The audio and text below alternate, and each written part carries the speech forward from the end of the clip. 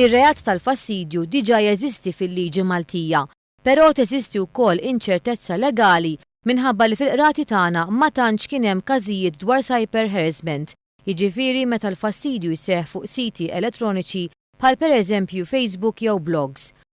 Taħt il-liġi Maltija diġà jeżisti r-reat tal-fastidju, hija taħt il-Kodiċi Kriminali u ħadniha mill-liġi Ingliża mill-Protection from Harassment Act ta' 1997. Diġà kemm kien hemm min weħel taħt dan ir-reat tal-fastidju. Fastidju xi fisser? Meta bniedem joħloqlok biża', ansjetà, tensjoni f'ħajtek. Issa meta qed ngħidu cyber harassment, din il-biża', din it-tensjoni, din l-ansjetà qed tinħoloq online permezz ta' Facebook, permezz ta' blogs, permezz ta' SMSs. Issa, peress li Malta ovvjament fiċ-ċokon tagħha ma tantx kien hemm każijiet ta' cyber harassment, allura qrati tagħna ma kellhomx l-opportunità li jiżviluppaw din il-ġurisprudenza kif sar barra minn Malta. Jiena fl-opinjoni tiegħi nemmen illi il-harassment kif inhi taħt il-Kodiċi Kriminali tinkorpora wkoll cyber harassment.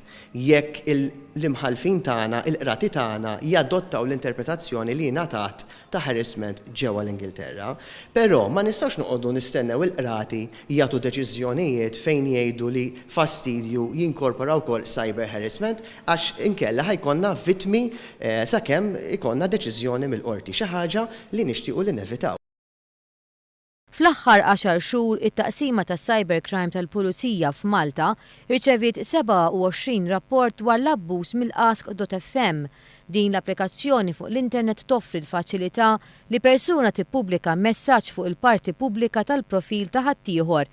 Il-kummenti li jieħdu l-forma ta' mistoqsijiet jew risposti jistgħu jkunu anonimi u bekk jista' jsir abbuż li jippermetti kemm cyberbullying kif ukoll cyber harassment b'konsegwenzi koroħ. Fil-fatt dan kien diġà kaġun ta' mwiet fost 5 żgħażagħ barranin minħabba dan l-abbuż fuq is-sit Ask.fm. F'Malta jekk persuna li tkun kisret il-liġi tiġi identifikata jittieħdu passi fil-qorti. Li fejn tidħol telekomunikazzjoni permezz ta' siti elettroniċi llum il-ġurnata kulħadd jaf għandna Facebook, eċetera, eċetera.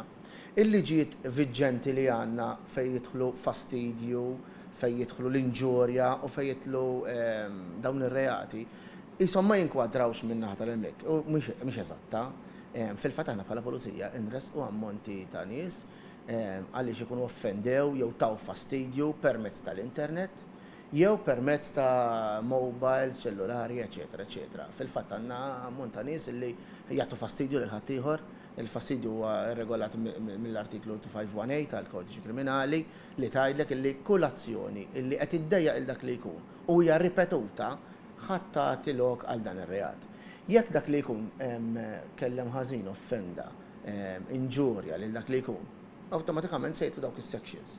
Id-differenza hija waħda, illi jekk bniedem ta' fastidju jew offenda lil persuna oħra face to face, dik ħandaħlu daw is-sections biss. Jekk inti użajt mezz ta' telekomunikazzjoni u x'inhu, hemmhekk se ndaħlu wkoll l-att dwar telekomunikazzjoni li hemm section apposta li tgħidlek li inti abbużajt minn dak il-mezz li għaliha biss hemm multi li jitilgħu sa 23,000 euro.